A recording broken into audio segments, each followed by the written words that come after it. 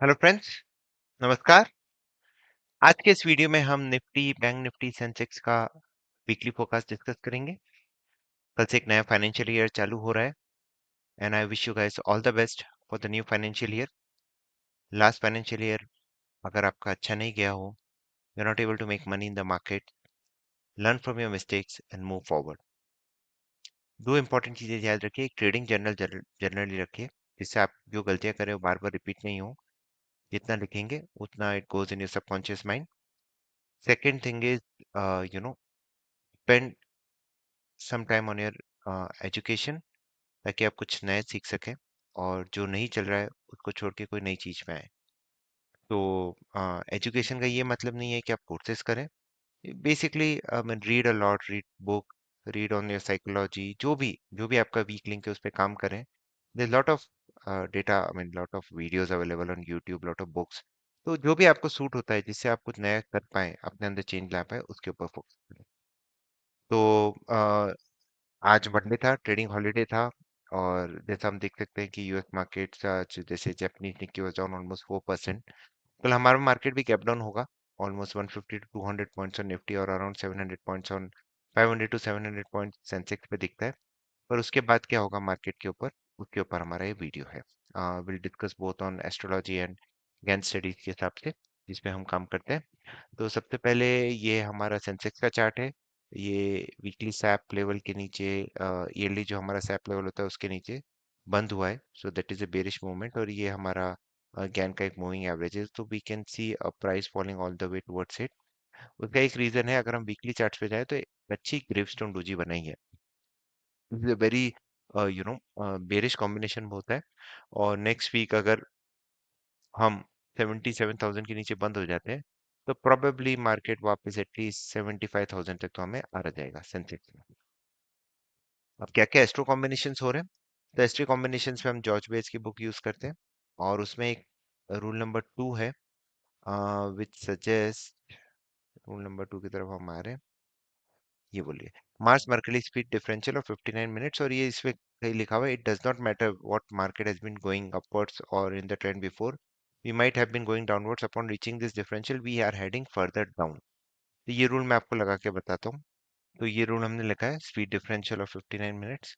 और आप इधर देख सकते हैं, this date is coming on 30th। 30th को ट्रेडिंग हॉलीडे है। तो मतलब 30th 31st को ट्रेडिंग हॉलीडे है, तो फर्स्ट हमारे लिए इंपॉर्टेंट होगा। और अगर ये डेट आएगी तो फर्स्ट 15 मिनट का आप हाई एंड लो जरूर नोट करें, और जिस भी साइड मूव होता है वहां से आपको एक अच्छा अप मूव या डाउन मूव देखने को मिल सकता है। एक तो ये हुआ। नेक्स्ट है कि 2 अक्टूबर को हमारा सोलर एक्लिप्स था, और उसका हम 180 डिग्री निकालेंगे। सोलर एक्लिप्स का अगर हम 180 डिग्री निकालते हैं, सितंबर अक्टूबर, तो उसका 180 डिग्री आएगा ऑलमोस्ट अप्रैल 2 पे। तो सेकंड को ट्रम्प का टैरिफ भी आएगा, जिसका इम्पैक्ट थर्ड को आएगा। तो second can be a good trend changing date. और एक और इम्पोर्टेंट चीज हो रही है, वीनस एंड नॉर्थ नोड, ये दोनों का एक कंजंक्शन हो रहा है। और नॉर्थ नोड, जो कि राहु बोलते हैं हम उसे, कि वो जब भी आएगा जनरली मार्केट में एक बड़ा मूव हमें देखना है। वोलेटिलिटी तो डेफिनेटली बढ़ी जाएगी। तो हम एस्पेक्ट्स पे चलते हैं। यहाँ पे हमने वीनस लगा दिया है, नॉर्थ नोड लगा दिया है। अब इसको हम माइनस करके प्लस ऐड करते हैं, तो यहाँ पे आ रही है ये डेट। इसको हम बार में, तो ये डेट इधर आ रही है। तो 1 अप्रैल को ट्रेंड चेंज वापस एस्ट्रो डेट आ रही है। और इसके आसपास हमने देखा है कि विद इन 1 और 2 डेज एक अच्छा ट्रेंड चेंज हो ही जाता है। बैक में भी जाके देखेंगे तो इतना स्ट्रॉन्ग एस्पेक्ट नहीं है, पर विद इन 1 और 2 डेज मार्केट एक बॉटम या टॉप बना के एक अच्छी रैली कर देता है, या एक अच्छा फॉल कर देता है। जैसा कि हम देख सकते हैं 2 बार हुआ, तीसरी बार यहाँ पे देखिए बॉटम बना के एक अच्छी रैली हुई है। राइट। और 2 अप्रैल एक इम्पॉर्टेंट है, तो फर्स्ट एंड 2 अप्रैल हमारे लिए इम्पोर्टेंट हो जाएगा। एंड सो ज़्यादा कोई एस्ट्रो मेजर एस्ट्रो इवेंट्स नहीं है।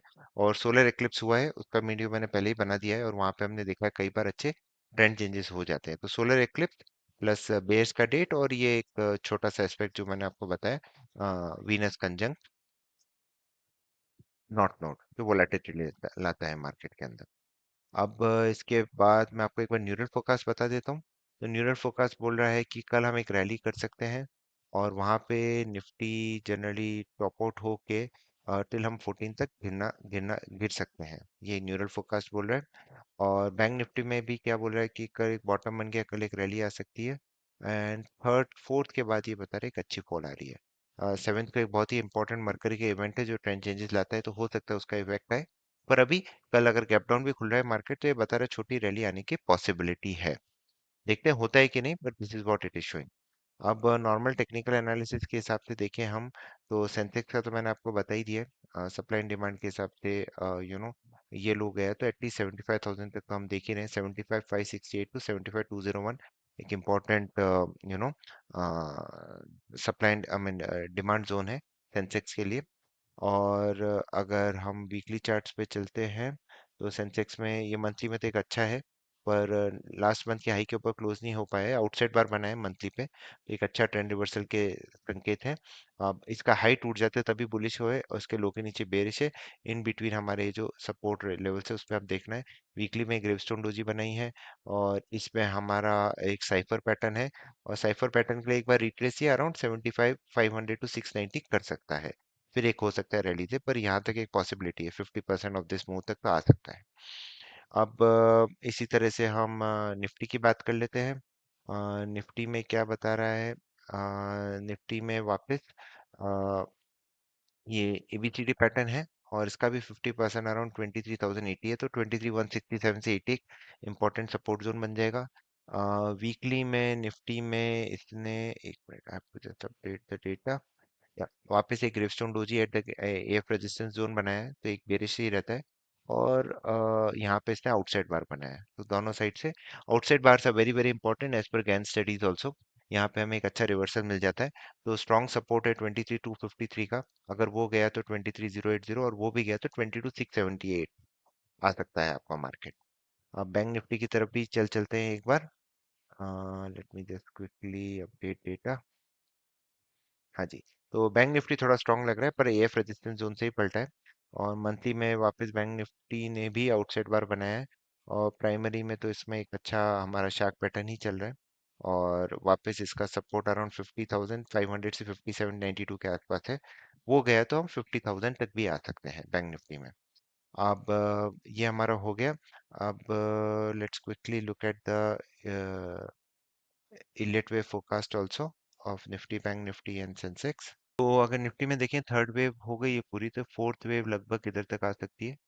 अम, तो आई मीन अराउंड 23,000 से 22,600 के आसपास ये दिख रहा है। और इसी की तरह से अगर हम बैंक निफ्टी में चलें, उसमें भी थर्ड वेव खत्म हो गई है, and it is saying that it can fall all the way towards around 50,575 से 50,000 तक ही दिख रहा है। और अब हम लेवल्स की तरफ चलते हैं। तो कल मार्केट गैप डाउन होगा, तो क्या लेवल्स हो सकते हैं उसके ऊपर आते हैं। तो ये लेवल्स मुझे दिख रहे हैं, बैंक निफ्टी का 51156, 23,341 निफ्टी का, एंड 76,911 सेंसेक्स का। एंड ये सपोर्ट एंड रेजिस्टेंस लेवल्स है। अगर लॉन्ग ट्रेड ट्रिगर होता है तो रेजिस्टेंस पे बुक करना है। निफ्टी में 55 पॉइंट्स का stop loss, Sensex and bank Nifty में 108 पॉइंट्स का।